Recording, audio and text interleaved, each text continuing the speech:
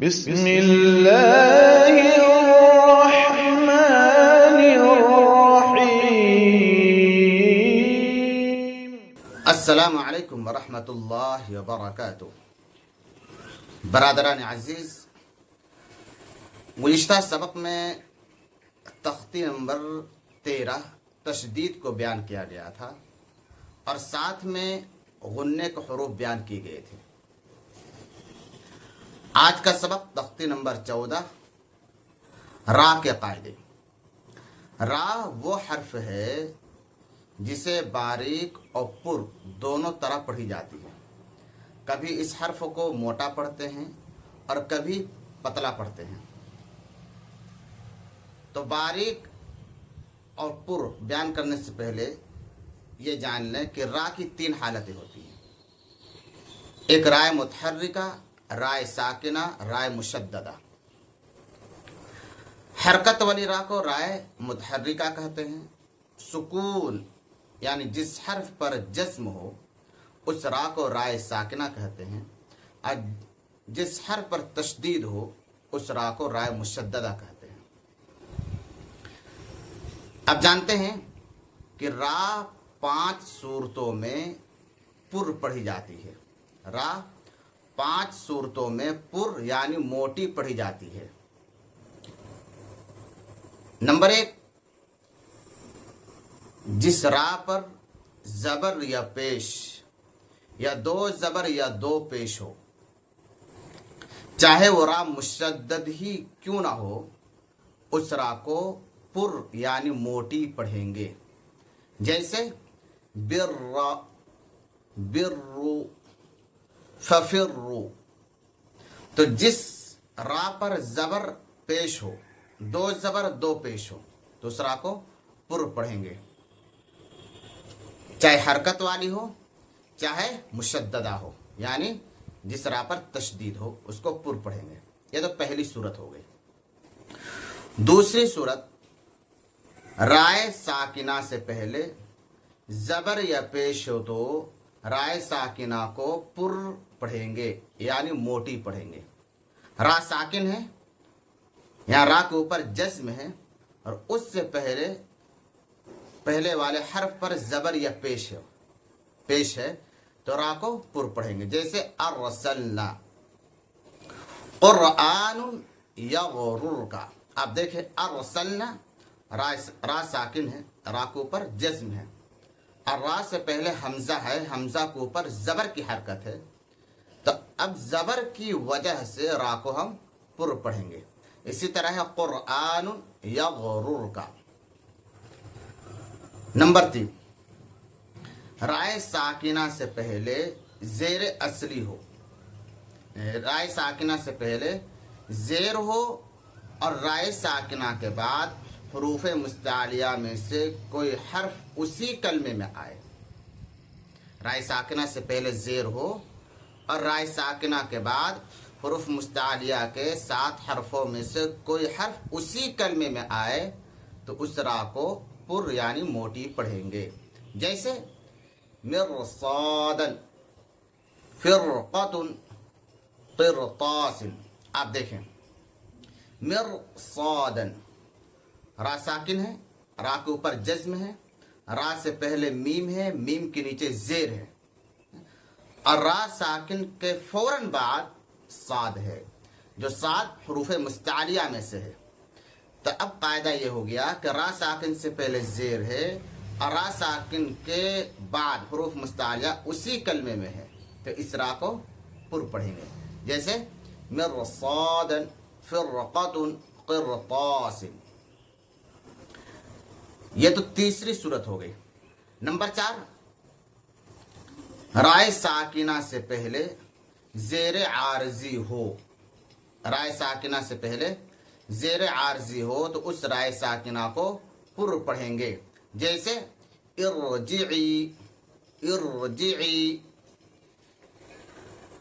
زیر عارضی یعنی ایسا زیر کہ اس سے پہلے اگر کوئی حرکت آتی ہے تو یہ زیر گر جاتا ہے، یہ زیر ختم ہو جاتا ہے، تو یہ زیر عارضی ہے. تو رائے ساکنہ سے پہلے زیر عارضی آئے گا تو اس را کو پر پڑھیں گے. جیسے ارجعی، یہ چوتھی صورت ہو گئی. پانچویں صورت، رائے ساکنہ سے پہلے زیر اصلی دوسرے کلمے میں ہو. رائے ساکنہ سے پہلے زیر اصلی دوسرے کلمے میں ہو تو اس رائے ساکنہ کو پر یعنی موٹی پڑھیں گے. جیسے امرتابو رب ارحمہما رب ارجعونی.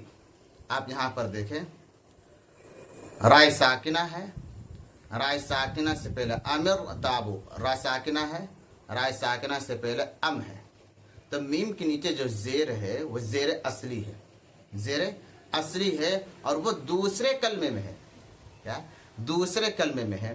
اگر اسی کلمے میں ہوتا یعنی ایک ہی کلمے میں زیر اور زیر اصلی ہوتا تو پھر وہ را باریک ہوتی، لیکن یہاں زیر اصلی دوسرے کلمے میں ہے تو قاعدہ ہو گیا کہ دوسرے کلمے میں زیر اصلی ہو را ساکن سے پہلے تو را کو پر پڑھیں گے.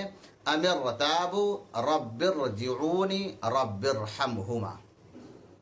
یہ تو ہو گیا پورا قاعدہ را کو پر پڑھنے کا یعنی موٹی پڑھنے کا کہ را کن صورتوں میں موٹی پڑھیں گے. اب دیکھتے ہیں ہم کتاب میں کہ کتاب میں کس طرح بیان کیا گیا ہے. اب وہاں پر ہجے اور ایک دو کلمہ کا اجرا بھی کریں گے. تو چلیے کتاب میں دیکھتے ہیں. تو آپ دیکھ رہے ہیں تختی نمبر 14 رائے ساکنہ و مشددہ. جزم والی را کو رائے ساکنہ کہتے ہیں، تشدید والی را کو رائے مشددہ کہتے ہیں. را پر زبر یا پیش ہو تو را پر ہوگی، زیر ہو تو باریک ہوگی. رائے ساکنہ سے پہلے زبر یا پیش ہو تو را پر ہوگی اور زیر ہو تو رائے ساکنہ باریک ہوگی. باقی قواعد طریقے تعلیم ملاحظہ ہوں. اس سبق میں را کو پر کر کے پڑھنا چاہیے. جیسے یہاں آپ دیکھیں ارسلنا قرآن یغررک ربما رؤوف مستقر مرة بر رب ارجعونی امرتاب ارجعی فرقة مرصاد قرطاس. آپ دیکھیں حمزہ را زبر ار، سین لام زبر سل، ارسل، نون الف زبر نا، ارسلنا. یہ تو ہو گیا اس کا ہجے. اب قاعدہ بیان کریں گے. اجرا تو ہو چکا ہے کئی اسباق میں، صرف قاعدہ بیان کریں گے. قاعدہ اس طرح بیان کریں گے کہ ارسلنا میں را پر ہو رہی ہے کیونکہ را ساکن سے پہلے زبر ہے، اس لیے را پر ہوگی. یہاں پر جو را ہے را ساکن سے پہلے زبر، اس لیے را پر ہوگی. اسی طرح قرآن یغررک ربما، ربما میں را کے اوپر پیش ہے، را کے اوپر رائے متحرکہ ہے اور اس پر رائے متحرکہ میں پیش ہے، اس لیے را کو پر پڑھیں گے. رؤوف مستقر، ہم نے قاعدہ جو بتایا تھا اس میں یہ تھا کہ دو پیش ہو، چاہے را مشدد ہی کیوں نہ ہو. یہاں را مشدد ہے، را کے اوپر دو پیش ہے، اس لیے را کو پر پڑھیں گے. اسی طرح مرتن بر رب ارجعونی. یہاں آپ دیکھیں ربی میں یہ زیر اصلی ہے، زیر اصلی ہے، یہ را ساکن ہے. اور قاعدہ جو ہم نے بتایا تھا کہ را ساکن سے پہلے زیر اصلی دوسرے کلمے میں ہو.